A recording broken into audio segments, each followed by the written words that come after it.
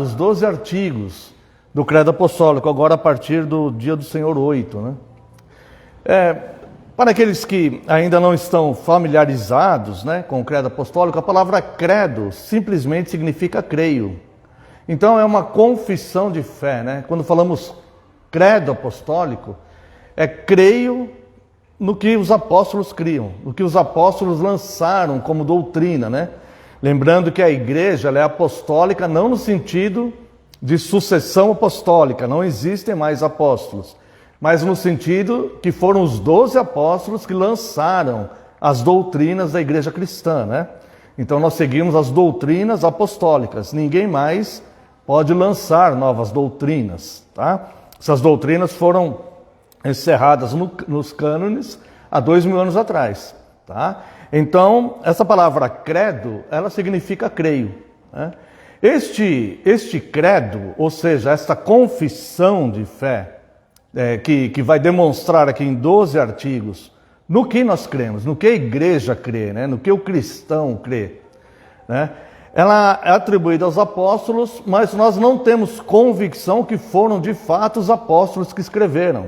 Porque historicamente, você consegue encontrar o credo sendo professado no século II. Antes do século II, provavelmente era professado também. Mas nós não temos confirmar, não existem registros históricos, né, que comprovem esse credo antes, tá? Mas de qualquer forma, este nome Credo Apostólico ele é correto, como nós falamos domingo passado, né? Porque eles são fiéis às doutrinas que os apóstolos lançaram, né? Aos ensinos que os apóstolos lançaram como doutrina, tá? Era muito comum na igreja do século II, em momentos como batismos, por exemplo, eles recitavam, né?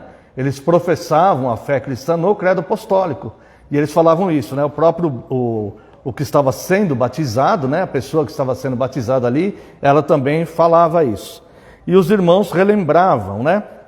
Nos cultos, a razão da fé, tá? Então vamos à pergunta 24 do Dia do Senhor 8. Como se dividem estes artigos? Porque nós vimos que na pergunta 22, né? Do Dia do Senhor 7, diz, então o que o cristão tem que acreditar, né? Em tudo que está nos prometido no Evangelho e que nos é ensinado resumidamente pelos artigos da nossa fé cristã universal indubitável. E na pergunta 23, que artigos são estes? E a resposta então aponta os 12 artigos que compõem o Credo Apostólico, tá? E a pergunta 24, como se dividem esses artigos? A resposta em 3 partes. Note que esta divisão do Credo Apostólico, ela é fundamentada na Trindade, tá? Ela é fundamentada. A primeira parte nos ensina sobre Deus, o Pai e a nossa criação, né? Se você pegar o artigo 1, por exemplo, creio em Deus Pai, Todo-Poderoso, Criador dos céus e da terra, né? Então, a primeira parte nos ensina sobre Deus, o Pai e a nossa criação. Quem é o nosso Criador? Que é justamente onde está o nosso socorro, né? O Criador dos céus e da terra, né? No nome do Criador dos céus e da terra, conforme o Salmo 124, verso 8. Né? A segunda parte, ela nos ensina sobre Deus, o Filho e a nossa redenção, né? Veja aqui os artigos, a partir do artigo 2. E em Jesus Cristo, seu único Filho, nosso Senhor, que foi concebido pelo Espírito Santo, nasceu da Virgem Maria, padeceu sob Pôncio Pilatos, foi crucificado, morto e sepultado, desceu ao inferno, no terceiro dia ressurgiu dos mortos, subiu ao céu, onde está sentado à direita de Deus Pai Todo-Poderoso, de onde há de vir a julgar os vivos e os mortos. Então veja que a obra de Cristo, a obra redentora de Cristo, o Deus que se fez um de nós, ela toma a maior parte dos artigos do Credo Apostólico. Assim como a obra de Cristo, ela é o eixo central da Bíblia. E ela é vista desde Gênesis até Apocalipse, né? Cristo é a razão da nossa fé, é a razão da nossa salvação, né? Ele é o autor da nossa fé. Então, Cristo vamos dizer assim, é o elemento essencial de toda a fé cristã. Então nós vemos, por exemplo, pessoas que se dizem unicistas, né? Pessoas que são arianas, que não creem na Trindade, não creem na divindade de Cristo, né? Essas pessoas, elas estão diretamente se opondo, né, à fé cristã. Quando o apóstolo João, ele chega a ser até um pouco, ele fala forte com relação a isso. Que ele diz, aquele que nega que Cristo veio em carne é o anticristo, né? Ele diz que as pessoas que negam que Cristo veio em carne é movido pelo anticristo. Então algumas pessoas não entendem isso e falam assim, é importante a igreja entender, né? Algumas pessoas falam assim, não, mas eu não nego que ele veio em carne, eu não nego que ele nasceu como homem, né? Mas não é isso que João está se referindo. João está se referindo ao Deus que veio em carne. Porque nascer em carne, todo homem que existiu no mundo veio em carne, né? Então, João, obviamente, não está falando isso.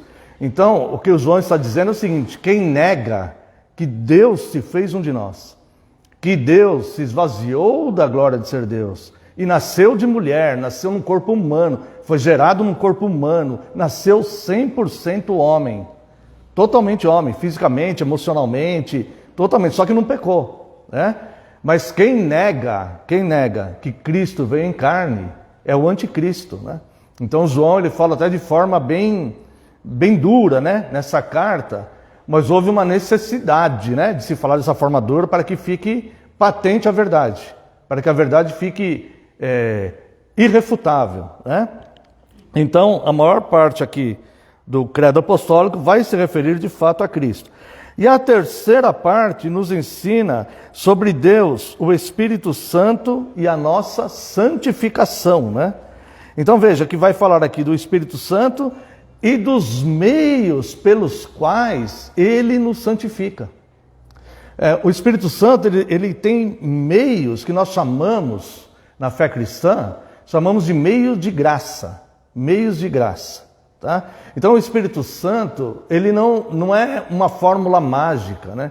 Onde as pessoas negligenciam os cultos, negligenciam aprender sobre as Escrituras, estudar, negligenciam os sacramentos, negligenciam a comunhão e acham que o Espírito Santo, de forma sobrenatural, está ali ensinando a santificação para ela, né? Isso é totalmente contrário à doutrina bíblica, que é resumida nesses 12 artigos, tá? Então, a terceira parte nos ensina sobre o Deus Espírito Santo e a forma com que Ele nos santifica, tá? E é isso que professamos quando dizemos creio nisso, creio naquilo, né? No credo apostólico. Então veja a partir aqui do artigo 8, né? Creio no Espírito Santo. E aí, nós estamos dizendo que cremos na divindade do Espírito Santo, que é o regenerador, o santificador. E aí, a forma que o Espírito Santo, os meios que ele usa para santificar. Fora disso, irmãos, é uma ilusão que as pessoas têm, que existe um santificador, que eu posso estar negligenciando o estudo da palavra, negligenciando comunhão, mas o Espírito Santo está me revelando coisas. Isso é totalmente contrário às Escrituras, né? Então veja aqui a partir do artigo 8. Creio no Espírito Santo e na forma com que ele nos santifica. Na Santa Igreja Universal de Cristo, meio de graça. Na comunhão dos santos, meio de graça. Na remissão dos pecados, é o Espírito Santo que nos convence que o sangue de Cristo nos remiu os pecados, meio de graça. Na ressurreição do corpo, meio de graça, por nós encontrarmos Cristo na eternidade. E na vida eterna, amém. Então, toda essa santificação, né? Remissão dos pecados, ressurreição do corpo e vida eterna, nós sabemos disso através do meio de graça, que é a palavra de Deus. Professada simbolicamente pelos meios de graça que são os sacramentos, né? O santo batismo, ele mostra que nós morremos, fomos sepultados e ressuscitamos com Cristo, né? E a Santa Ceia, ela nos mostra o corpo de Cristo, que foi moído por nós, e o sangue de Cristo, que foi derramado por nós, né? Por isso que na fé cristã ainda existem esses dois sacramentos cerimoniais, que eles nos ensinam através de forma visual, né, de uma prática visual. Então, o Credo Apostólico, os 12 artigos do Credo Apostólico, ele é dividido em 3 partes, né?